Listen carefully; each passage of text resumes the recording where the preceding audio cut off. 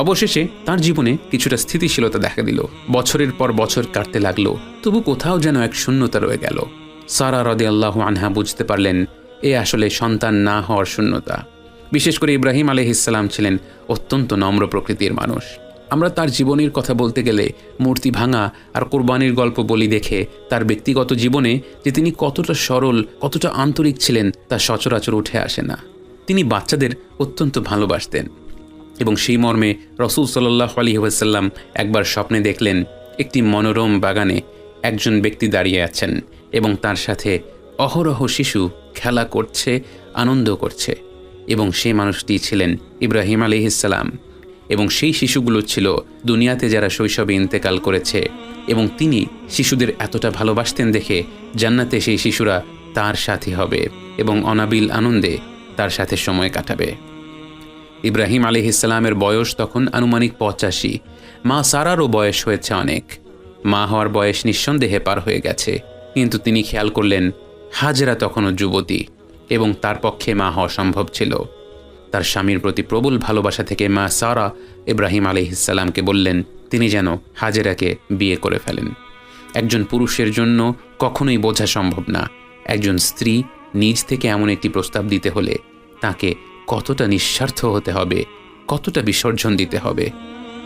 ইব্রাহিম আলাইহিসসালাম অবশেষে তার স্ত্রীর প্রস্তাবে রাজি হলেন এবং মা হাজেরাকে বিয়ে করলেন। এবং আল্লাহর বিশেষ রহমতে কিছুদিনের মাথায় মা হাজেরা গর্ভবতী হলেন এবং ইব্রাহিম আলাইহিসসালামের প্রথম সন্তান ইসমাঈল আলাইহিসসালাম জন্মগ্রহণ করলেন। একের পর এক ফিতনার জীবনে এত বাধা বিপত্তি পেরিয়ে এত প্রতীক্ষার পর 86 বছর বয়সে বাবা হওয়ার পর তার সন্তানের প্রতি তার স্নেহ কতটা প্রগাঢ় ছিল তা বর্ণনার ঊর্ধ্বে। কিন্তু মা সারা তার স্বামীর জন্য এতটা বিসর্জন দেওয়ার পর তার জন্য এসব কিছু আর নেওয়া সম্ভব হচ্ছিল না।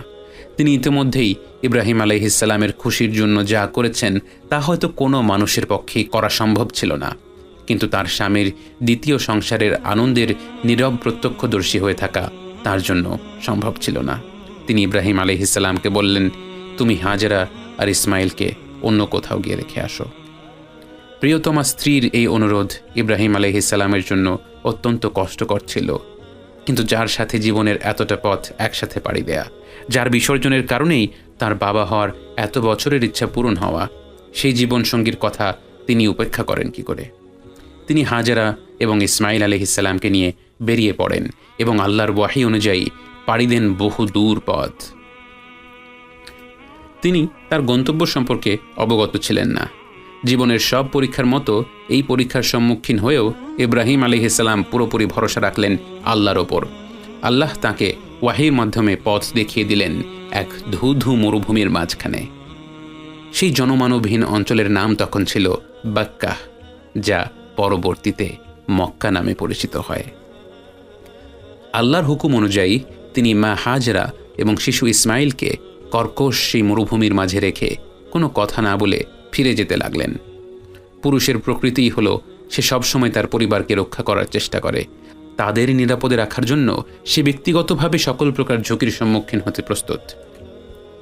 সেই জায়গায় তার প্রকৃতির ঠিক বিপরীতে গিয়ে একমাত্র আল্লাহর উপর ভরসা রেখে তার স্ত্রী ও সন্তানকে এক অচিন মরুভূমির মাঝখান দিয়ে স্বেচ্ছায় রেখে আসা যে কত বড় পরীক্ষা ছিল তা আমাদের পক্ষে কল্পনা করাও সম্ভব নয়। তাকে ফিরে যেতে দেখে মা হাজেরা বললেন আপনি কোথায় যাচ্ছেন? আমাদেরকে এভাবে রেখে যাচ্ছেন কেন? গভীর শোকে হোক বা আল্লাহর আদেশক্রমেই হোক ইব্রাহিম আলাইহিসসালাম তাকে কোনো উত্তর দিতে পারলেন না। মা হাজেরার উপলব্ধি হলো আল্লাহর ওয়াহী ছাড়া ইব্রাহিম আলাইহিসসালাম কখনোই এমনটা করার কথা না। তিনি তাকে আবার জিজ্ঞেস করলেন আল্লাহ কি আপনাকে আমাদের এখানে রেখে যাওয়ার আদেশ করেছেন? এবার ইব্রাহিম আলাইহিসসালাম উত্তরে বললেন হ্যাঁ। ব্যাস এতটুকুই তাদের দুজনের জন্য যথেষ্ট ছিল। আশপাশে পানি নেই, কোনো প্রকার আশ্রয় নেই, কিন্তু এটা আল্লাহর আদেশ ছিল এতটুকু জেনেই মা হাজেরা তার এই সিদ্ধান্ত তাৎক্ষণিকভাবেই মেনে নিলেন। ইব্রাহিম আলাইহিসসালামের অল্প কিছু রেখে যাওয়া খাবার দাবার ফুরিয়ে যেতেই ক্ষুধার্ত তৃষ্ণার্ত ইসমাইল কান্না আরম্ভ করল। মা হাজেরা 2 পাহাড়ের মধ্যে ছোটাছুটি করতে আরম্ভ করলেন, যদি কোনো আশ্রয় পাওয়া যায়, যদি কোনো পানির সন্ধান পাওয়া যায়।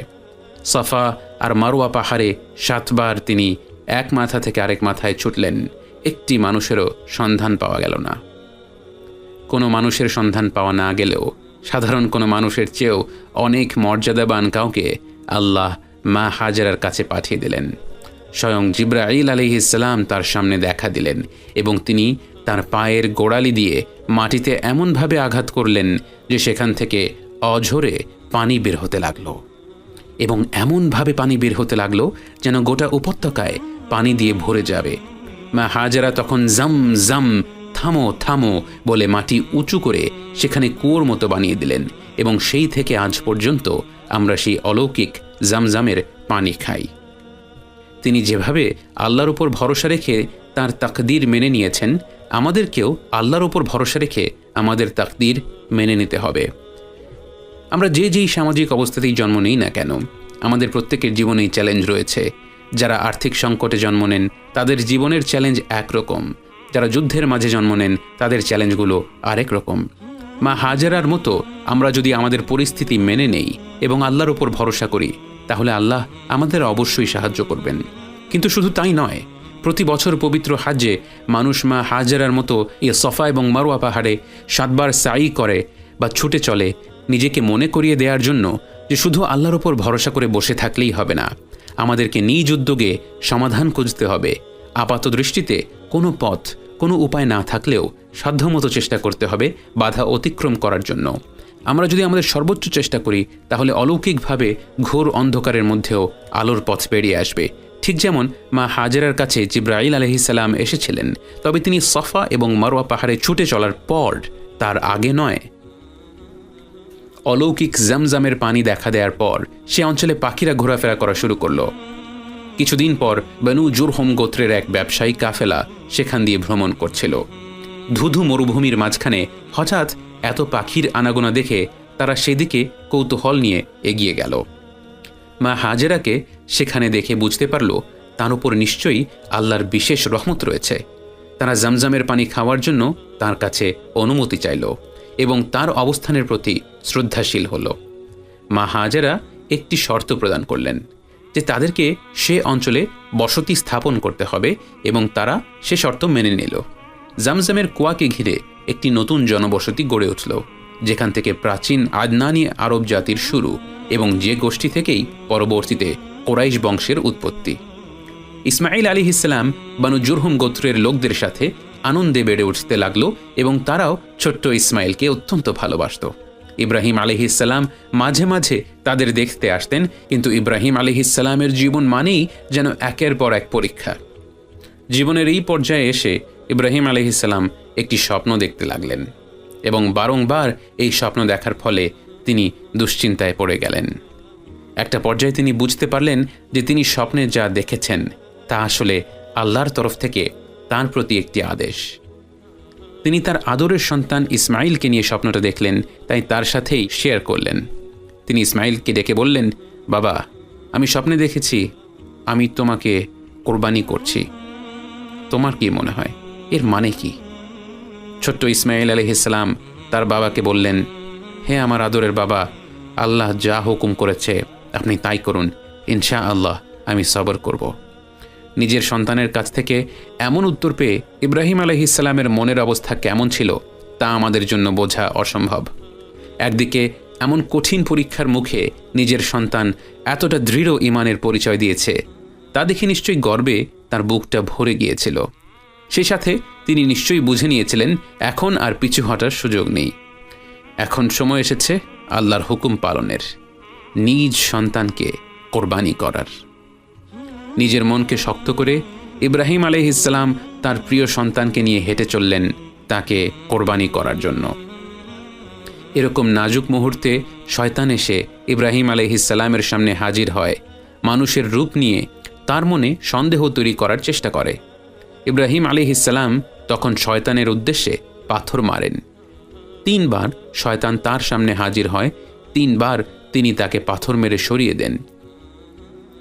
অবশেষে ইসমাইল আলাইহিসসালাম মাথা নিচু করে কোরবানি হওয়ার জন্য প্রস্তুত হয়ে যান।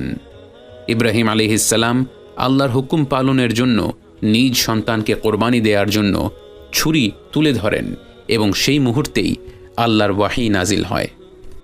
فلما أسلما وتله للجبين وناديناه أن يا إبراهيم قد صدقت الرؤيا إنا كذلك نجزي المحسنين। আল্লাহর হুকুমে শেষ মুহূর্তে ইসমাইল আলাইহিসসালামের পরিবর্তে একটি দুম্বা কোরবানি হয়ে যায়। বাবা ইব্রাহিম আলাইহিসসালাম ও পুত্র ইসমাইল আলাইহিসসালাম ঘরে ফেরেন আল্লাহর পূর্ণ সন্তুষ্টি অর্জন করে। ইব্রাহিম আলাইহিসসালাম যখন মা সারা রাদিয়াল্লাহু আনহার কাছে ফিরে গেলেন এবং স্বাভাবিকভাবে জীবন যাপন করতে লাগলেন, একদিন তার বাসায় কিছু মেহমান আসলো। 3 জন অত্যন্ত সুদর্শন ব্যক্তি তার দরজায় এসে টোকা দিল। ইব্রাহিম আলাইহিসসালাম তাদের চিনতে পারলেন না, কিন্তু তার মন এতটাই উদার ছিল যে তিনি তাদের সালাম দিয়ে হাসি মুখে ঘরের ভেতর আমন্ত্রণ করে নিলেন। ভাবলেন হয়তো তারা মুসাফির, একটু বিশ্রামের জন্য তার ঘরে এসেছে, তাই তিনি তাদের ভেতরে বসিয়ে খাবার দাবারের বন্দোবস্ত করার জন্য ব্যস্ত হয়ে পড়লেন। তিনি ভেতরে গিয়ে জিজ্ঞেস করলেন, ঘরে কি কোনো খাবার আছে? তিনি বললেন, এই যে অল্প কিছু মাংস আছে। ইব্রাহিম আলাইহিসসালামের লজ্জা হলো মেহমানদেরকে আগের রয়ে যাওয়া মাংস পরিবেশন করতে। পুরোপুরি অজানাই মেহমানদের খেদমত করার জন্য তিনি সিদ্ধান্ত নিলেন তার একটি গরু জবেহ করবেন। একটা গরু এখন যেমন দামি তখনও তেমনই দামি ছিল। পার্থক্য এতটুকুই যে বর্তমান সময়ে একটা মাঝারি সাইজের গরু 40-50 হাজার টাকা দিয়ে কেনা হয়, তখন হয়তো স্বর্ণের বিনিময়ে কেনা হতো। কিন্তু অপরিচিত মেহমানের জন্য একটা গরু জবাই দিয়ে তাদের খেদমত করা হবে, এমন উদারতার কথা আমরা কল্পনাও করতে পারি না। এবং হয়তো তার এই আশ্চর্য মেহমানদারির জন্যেই ইব্রাহিম আলাইহিসসালামকে লোকেরা আবু দয়ফান বলে ডাকতেন, যার অর্থ মেহমানদের পিতা, বা আধুনিক বাংলায় অনুবাদ করলে মেহমানদারির গুরু। তার মেহমানদের কিছুক্ষণ বিশ্রাম নিতে বলে ইব্রাহিম আলাইহিসসালাম, মা সারা এবং তাদের কিছু সাহায্যকারীরা মিলে মেহমানদের জন্য খাবার তৈরি করলেন। এরপর তাদের সামনে খাবার পরিবেশন করলেন। এরকম রাজকীয় ভোজ আয়োজন করা সত্ত্বেও তিনি দেখলেন তার মেহমানরা খাবার মুখে নিচ্ছে না। তিনি ভাবলেন তারা নিশ্চয়ই খেতে লজ্জা পাচ্ছে, তাই তিনি তাদের সাথেই বসে পড়লেন এবং কিছু খাবার মুখে নিলেন। কিন্তু এরপরও তার মেহমানেরা কোনো খাবার খেল না। এই প্রথমবারের মতো ইব্রাহিম আলাইহিসসালাম কিছুটা অপ্রস্তুত হয়ে পড়লেন। যাদেরকে মেহমান বা মুসাফির ভেবে তিনি এত আয়োজন করে খাবার পরিবেশন করলেন, তারা খাচ্ছে না কেন? তারা আসলে তার কাছে কি জন্য এসেছে? তারা কি তবে সাধারণ মুসাফির নয়? তার মনের আশঙ্কা তার চেহারায় প্রকাশ পেল। আর তখনই তার মেহমানেরা বলে উঠল, ভয় পাবেন না ইব্রাহিম, আমরা মানুষ নই, বরং ফেরেশতা। আমরা যাচ্ছি লূতের কওমের কাছে এবং পথে আপনাকে সুসংবাদ দিয়ে যেতে। এবং সে 3 জন মেহমান আসলে ছিলেন জিবরাইল আলাইহিসসালাম, মিকাইল আলাইহিসসালাম এবং ইসরাফিল আলাইহিসসালাম, এবং তারা মানুষের রূপ ধারণ করে ভ্রমণ করছিলেন। এবং ততদিনে লূত আলাইহিসসালাম কানাআন ছেড়ে চলে গিয়েছিলেন আস-সাদ্দুম অঞ্চলে ইসলামের বাণী প্রচার করতে। তাদের কথা থেকে আমরা এও বুঝতে পারি যে তাদেরকে মেহমান মনে করে তাদের একটু জিরিয়ে নেয়ার অনুরোধ করে ইব্রাহিম আলাইহিসসালাম গোপনেই এত সব আয়োজন করতে চলে গিয়েছিলেন। তিনি যদি বলতেন আপনাদের জন্য কিছু খাবার দাবার নিয়ে আসি, তারা নিশ্চয়ই তাকে আগেই বাধা দিয়ে তখনই তাদের পরিচয় দিয়ে দিত। এবং এরপর সেই ফেরেশতারা বলল, মা সারার ঘরে ইব্রাহিম আলাইহিসসালামের আরেকজন পুত্র সন্তান হবে। ওদিকে ভেতর থেকে সারা রাদিয়াল্লাহু আনহা তাদের কথোপকথন শুনছিলেন এবং ফেরেশতাদের এই কথা শুনে তিনি উল্লাসে চিৎকার করে উঠলেন এবং তাদের সামনে এসে স্তম্ভিত হয়ে বললেন, এ তো অসম্ভব, আমরা এই বুড়ো বয়সে সন্তানের মা বাবা হব কিভাবে, যখন যৌবনকালেই আমার সন্তান হয়নি। ফেরেশতারা বলল, কাযালিকা ক্বালা রাব্বুকি ইন্নাহু হুয়াল হাকীমুল আলীম, আপনার রব এমনটাই হুকুম করেছেন এবং নিশ্চয়ই তিনি প্রজ্ঞাময়, সর্বজ্ঞ।